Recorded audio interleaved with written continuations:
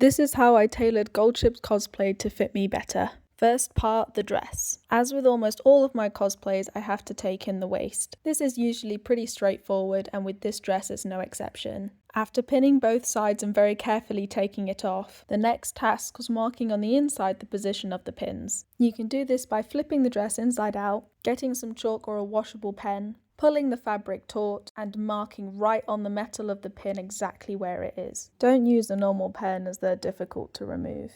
Now you'd have little dotted lines of where the pin positions were, and all you have to do is join up the dots. Try to make sure that the line you draw is nice and smooth. I probably should have done this first, but make sure to steam it so the seam stays nice and flat. This makes it easier to pin and sew without any wiggles from creases. Pinning perpendicular to the seams makes the pins easier to remove while sewing. Sewing faster often gives you smoother lines, but go at a speed you're comfortable with.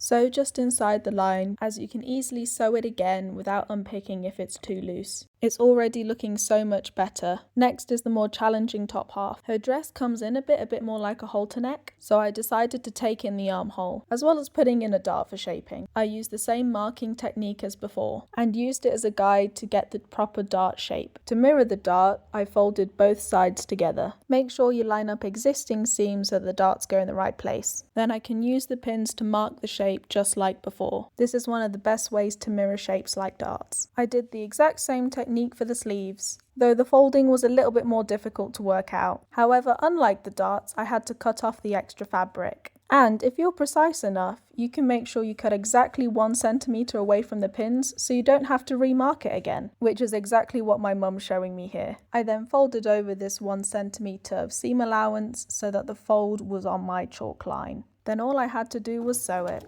Easy, right? Not difficult at all. Just a quick reminder of what we started with, and the end result. Unfortunately, as the fabric is quite low quality and thin, it does have a lot of this rippling, but overall I think it's such a big improvement. Next part involves altering her collar and upgrading or remaking her accessories. Make sure you follow for updates.